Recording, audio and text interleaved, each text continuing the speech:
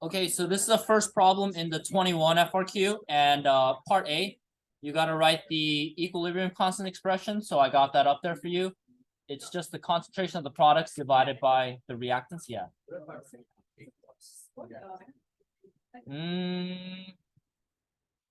I would think they want you to write it the way it's written on the reaction. Yeah. So chemically, that's correct. But I'd say just better be safe than sorry. Yeah.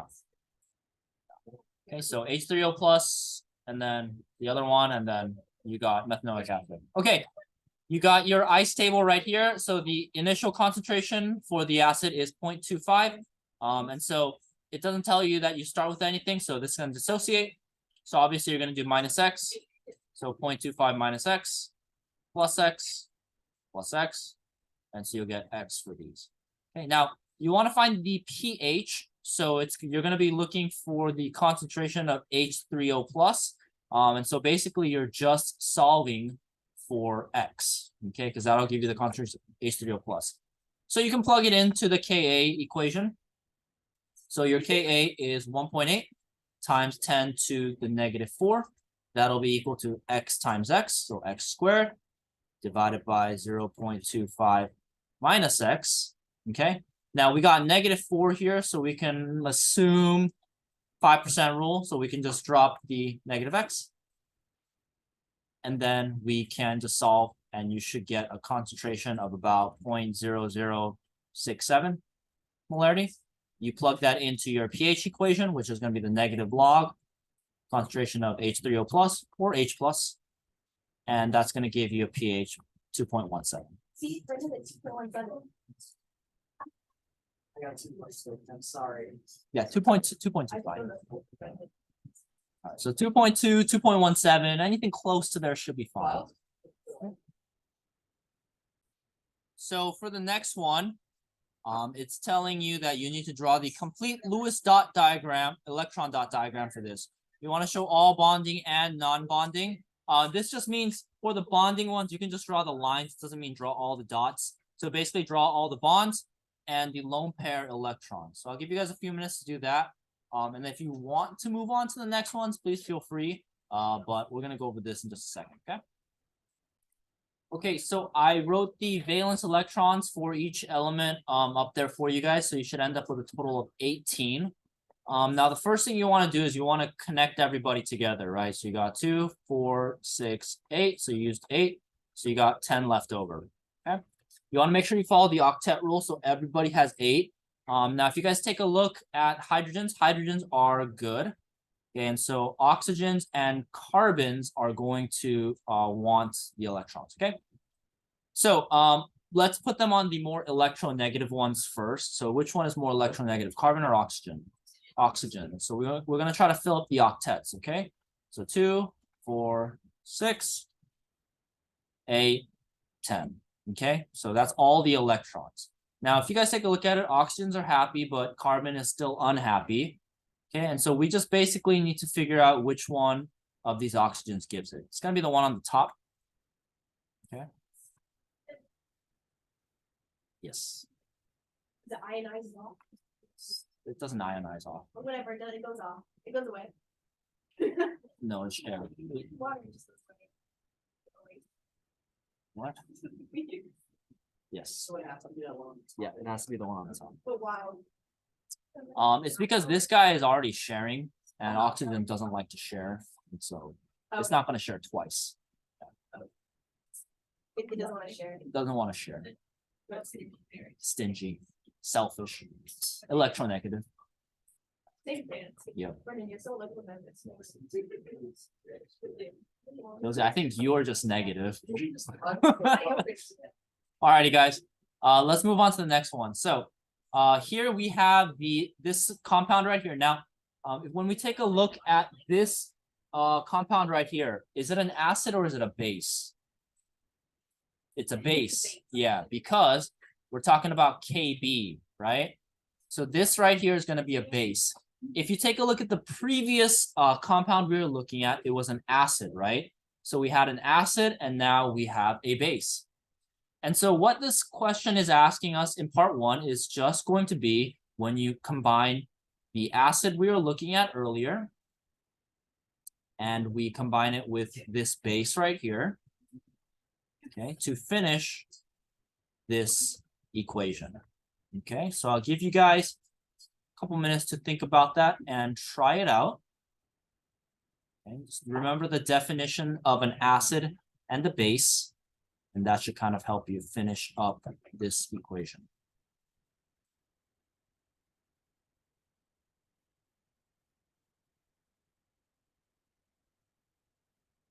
And for your reference, I'm writing the equation for the acid dissociation above.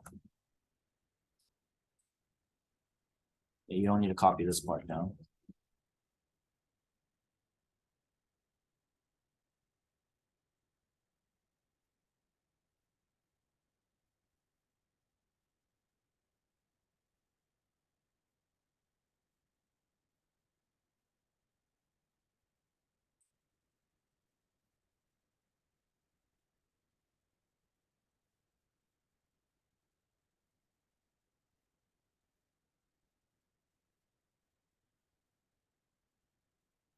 All right, so let's go over this together, guys. So you just want to look at the definition of an acid and base. So acid is an H plus donor or acceptor. Donor, yeah. So it's basically just going to give one hydrogen to the base. And so super easy. It's going to drop a hydrogen. And if I drop a hydrogen, is that going to become positive or negative? Negative, right? And then the other one is going to accept it. So we can just write it anywhere if you want. There's multiple ways you can write this. You can write this as H2, and then H2. You do H3 and then H2. That's fine as long as you have 5 hydrogens and 2 nitrogens in that formula. Should be fine. And this one's going to become positive. Okay, that's it. Are they ever gonna be thinking about that, like, or just see that it's certain No, age? no, that definitely not. As long as you got the correct number. That's what I'm. Any questions on that one? Yeah. No, you can do that as well. Yeah. That's just not the traditional way for acid and bases, but it's not incorrect. Good question. Okay, so part 2 is the solution acidic, basic, or neutral. The way that we can justify this is by taking a look at the equilibrium constant value. So if you take a look at the equilibrium constant values, the K values, which one is greater, A or B? A is bigger, which means that the acid will dissociate more in water, right? So if acid dissociates more, that means the solution is going to be acidic. Okay. And your justification is that Ka is bigger than Kb. Okay, which means more acid dissociates. Oh.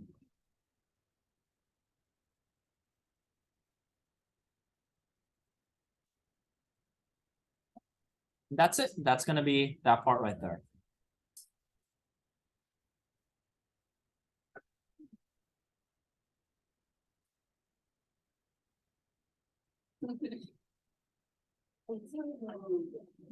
Any questions? Easy peasy.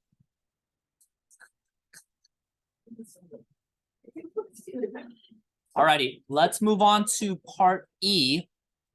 So if we take a look at part E, we can ignore the graph for right now. You have this reaction right here, and it's basically just asking, is it a redox reaction? Okay, so in order to tell if this is a redox reaction or not, you're going to need oxidation and reduction. So we're going to remember oil rig or Leoger. And what I want you guys to do is take a second, just analyze this equation, see if you can find if one of them is being oxidized and or not. Okay, so take about 2 minutes to do that. You're going to want to give the oxidation numbers for your justification. So that's going to be helpful. So you're going to have to calculate that out. Alrighty, so we want to start with the oxygens because the oxygens are -2. Okay, so we got -2, -2. Okay. All right, then we're going to take a look at the hydrogens. Hydrogen is +1 most of the time. So +1. So what's going to be the oxidation of this carbon right here? Yeah, +2. Okay.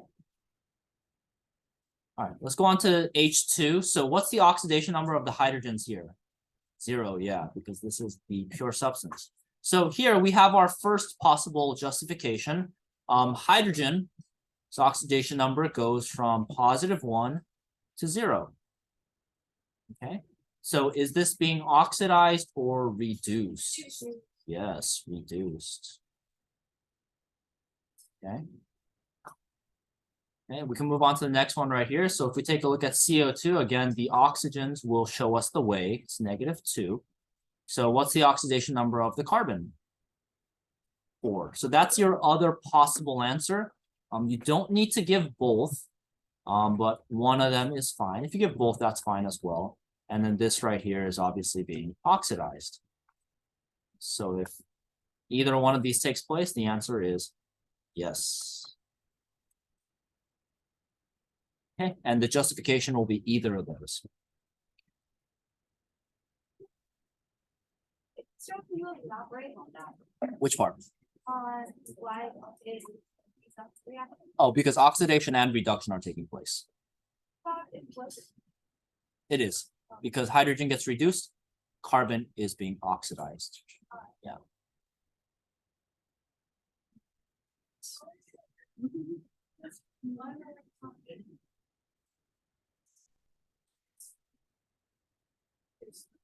Because one electrons transferred in each, but then two are Yeah, so 2 of the electrons that belong to carbon here got transferred to the hydrogens. Yeah. Because there's 2 of them. Yes. 2 hydrogen and H plus, H2. Yeah, so it'll be technically 0, 0. Of course. All right. Ready to move on, guys? Okay. Let's move on to the next one.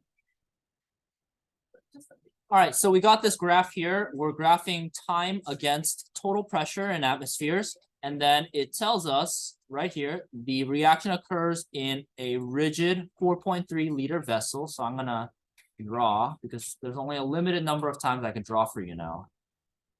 So I need to show you all my art skills. So 4.3 liters, and the temperature is 25 degrees Celsius.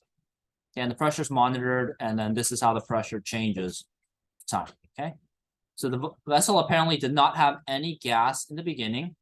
And so it's basically asking us to find the moles of CO2 produced in the reaction. Okay, so moles of CO2. And it's referring to the equation that we had above, this right here.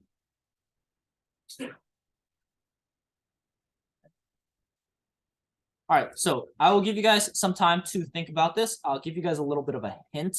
You'll need to use a little bit of stoic and the ideal gas law, okay? So you guys got all the information there, so take a second. You will need the graph as well, so just make sure you guys take a look at the graph. That will give you some of the numbers. Yeah, take about 2-3 minutes to do it, and then we'll go over it together. Okay, so first thing we want to do is we want to take a look at this graph. Now the question tells us that this reaction takes place, and if you guys notice, at what's the total amount of pressure created by the gases that are produced? 24. So the reaction stops at 24, which is basically when the reaction is gonna end. So that means that the total pressure is going to equal 24 atmospheres, okay?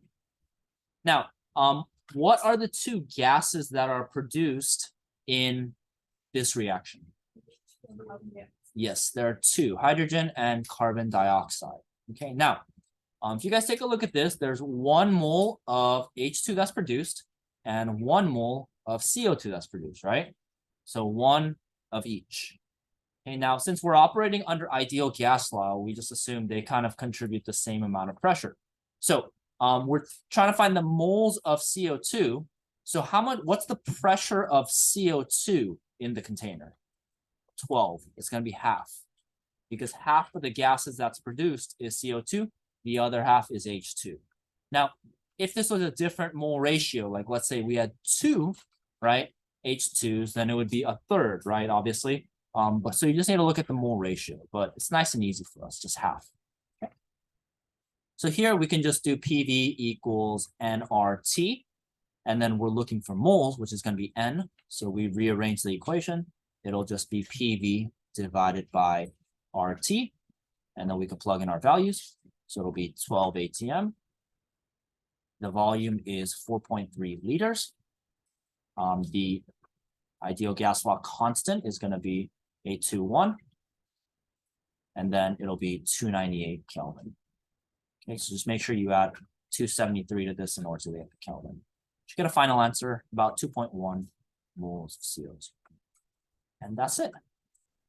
So the trick here was really, I'm sure all of you guys saw that it was 24. The trick was figuring out that it's 2 moles produced. So each is going to contribute half to the total pressure. Okay. Isn't this great, guys? You guys got to do this on your own on the test. Woo! I'm so excited for the test, Miss Girl. What are we gonna do after this? We'll do all the labs without any of the work. So none of the calculations. And then, Fire. yes, we will set things on fire. And that's on the record. Controlled fires. Okay, we're not going to burn a building down or anything. It's just like fire. Okay, I became a chemist because I'm a pyromaniac too. Anyway, all right, let's move on to the last part. Last part's really easy. So it says the reaction proceeds for several minutes. And it's asking, does the catalyst increase, decrease, or remain the same? So let's just think about the definition of a catalyst. Okay, catalysts help reactions take place by lowering the activation energy. Is the catalyst consumed in the reaction? No. No, it is not. So the answer is going to be same. Okay. And you can just write the justification we just said, that catalysts are not consumed in the reaction, so the amount of catalyst will stay constant. And that's 1 FRQ. That's the long one.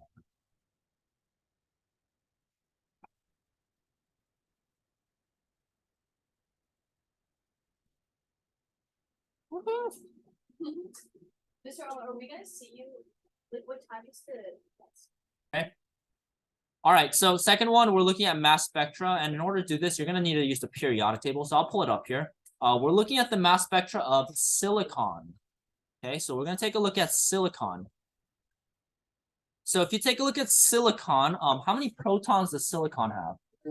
Yeah, 14. Okay, so silicon has 14 protons. Okay, now what mass spectra allows us to do is it allows us to find the mass in AMU. And AMU is just going to be the protons plus the neutrons. Okay, so that gives us a really easy answer for number 1. We already said there are 14 protons. How many not electrons, neutrons are there in the most abundant isotope of silicon?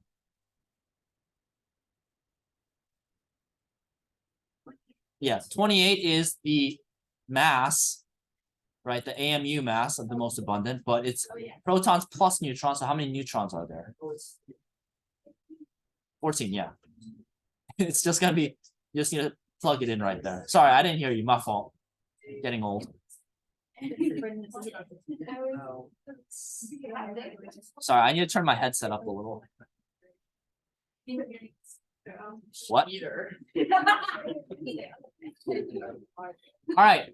Now we're gonna write the ground electron configuration for SI. So we did this in the lab. It was on the test that we just looked at. So take a second to do this. This one should be pretty easy. I'll give you guys about a minute to do the ground state electron configuration for silicon. Okay, take about a minute to do that. Okay, so for silicon, the ground state electron configuration, I'll do it up here. You can either write 1s2, 2s2, 2p6, 3s2, 3p2. Okay, or you can cut out the last section or the first section right here for neon. That's the closest noble gas, and then get this as well. Either works. There's a part last time where it said right one for the configuration. Mhm. that you can use it. Yeah, this says complete, but It's a ground state. huh? No, either one works because it says the ground state. If it says complete, I'm pretty sure you can still do both. Oh. Yeah. Last. Oh my gosh, this is so exciting. On the last test, we could do both. Yeah. Yeah, I'm pretty sure for the complete one, you can do the noble gas. Yeah. You can do noble gas most of the time. The only time you can't do this one is if they say write the noble gas configuration. But I haven't seen that on an AP test before. They ask specifically for that one. Or you can be safe and just do both. Take both of them though? Yeah, if you have both of them. Yeah. Claudia's just showed me about the shirts that people wear to. There's so many- Oh, it's not. There's so many, okay, on TikTok, there's like, oh, what should I wear for my AP Chem test? And then it's like the student is the chemistry shirt. All right, you guys can try this one right here. Okay, so you guys should have been able to identify. Whoa, class over already. Okay, that SiH4, the only IMF that it experiences is going to be London dispersion, right? And the reason why is because it is nonpolar. Okay. Everybody see good with that? Okay. So that's the reason why this guy boils at such a low temperature. It's because it only has London dispersion forces. Now, SiO2 for this one, we actually did not talk about this part in class. I think there was a little blurb of this on in your textbook, but it's like real short. So I'm gonna go over this. So SiO2 is actually nonpolar as well. And the reason why is because if you take a look at the structure of SiO2, it looks like this. Okay. And if you guys notice on this side, it's going to be the partial negative. This is partial negative as well. Technically, this is partial positive, but the electrons are going to cover out like this. And so it'll actually be nonpolar. There's no side that has a more of a force. Okay, now we're going to go a little more into this one, but this is actually something called a network solid. Okay, a network solid. And we did not talk about what a network solid is. So I'm going to tell you guys how you can identify if something is a network solid. Okay. So the first thing you want to do is you want to take a look at the structure right here. And if you take a look at this structure right here, you're going to notice that Si is connected on both sides to the same element, right? On both sides it's connected to oxygen and it's connected with the same type of bond. Does that make sense? Okay, so if you ever have a situation like that where a compound is connected to the same element on both sides with the same bond, it's called a network solid. And so even though we draw it like this, in reality, the way that this compound forms is more like this. So it'll have this and this oxygen will be connected to another silicon, which is connected to another oxygen, which is connected to another silicon. You kind of get the point, right? Yeah, and so they're actually connected by covalent bonds. Okay, the entire structure is connected by covalent bond. And as you guys know, covalent bonds are stronger than London dispersion. And that's why it has a lower or higher boiling point. Okay, this we did not talk about. So as long as you identified that this is London dispersion, that should be good. Yeah. Okay, but just keep that in mind. This is kind of a trick question. It's a tricky one. Okay. And I didn't teach it to you guys, so. But you guys all do the reading, so. Yes. Yes. That makes good. Oh, you know, my mom was like actually all mad at me because I opened house. I'm sorry. No, it's okay. I said she does the reading like everybody does, so. All right. So we're gonna stop right there. If you guys want, you guys can try finishing up the rest of number 2, and then we'll pick up and then we'll go over it together. I'm gonna go through the rest of number 2 pretty quickly. So just to kind of encourage you guys to try this out on your own, and then we'll go through the rest of this FRQ. Also, I posted the answers for the 2022 FRQ. It's a good way to practice for the test, okay?